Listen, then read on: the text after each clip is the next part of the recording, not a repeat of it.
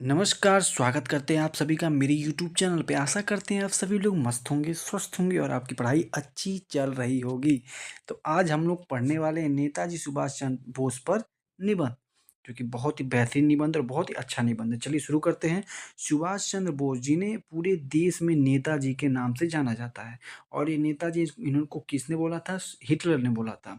भारत के महान स्वतंत्रता सेनानियों और देशभक्त थे। भारत के महान स्वतंत्रता सेनानी और देशभक्त थे। उनका जन्म 23 जनवरी 1897 की उड़ीसा के कटक में हुआ था, ठीक है?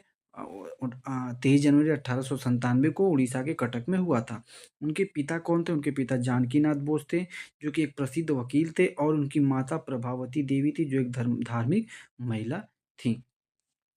आगे चलते हैं। सुभाष चंद्र बोस शुरू से ही प्रतिभाशाली छात्र थे। शुरू से ही क्या थे? एक बहुत ही प्रतिभाशाली छात्र थे। उन्होंने अपनी शिक्षा कोलकाता विश्वविद्यालय से पूरी की और इसके बाद भारतीय सिविल सेवा मतलब आईसीएस की परीक्षा पास की, लेकिन अपने देश की आज़ादी के लिए उनके जुनून ने उन्हें इस प्रतिष्ठित पद को छोड़ने के लिए प्रेरित किया।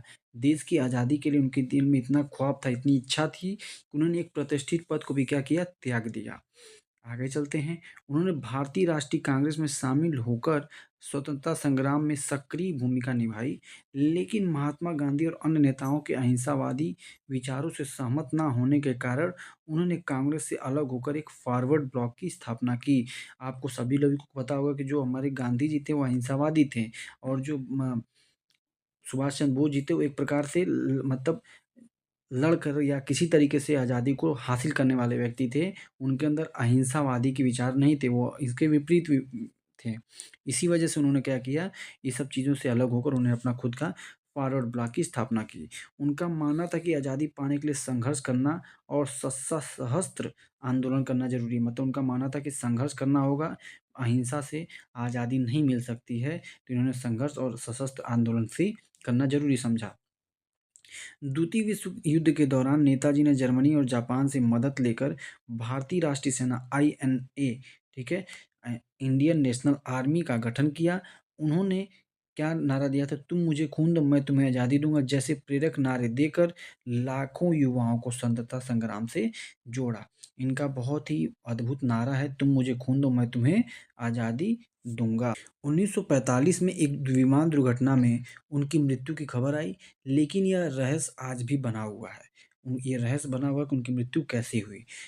सुभाष चंद्र बोस की वीरता और देशभक्ति के कारण उन्हें इतिहास में एक महान स्थान प्राप्त है। नेताजी सुभाष चंद्र बोस का जीवन हमें सिखाता है कि देश के लिए समर्पण और साहस से कुछ भी हासिल किया जा सकता है।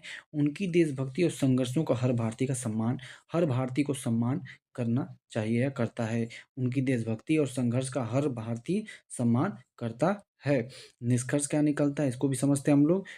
सुभाष चंद्र बोस एक अद्वितीय नेता हैं और प्रेरणादायक व्यक्तित्व थे, ठीक है? उनका जीवन हमें प्रेरणा देता है कि हमें अपने देश के लिए निस्वार्थ भाव से कार्य करना चाहिए। उनका नाम इतिहास में सदा अमर रहेगा।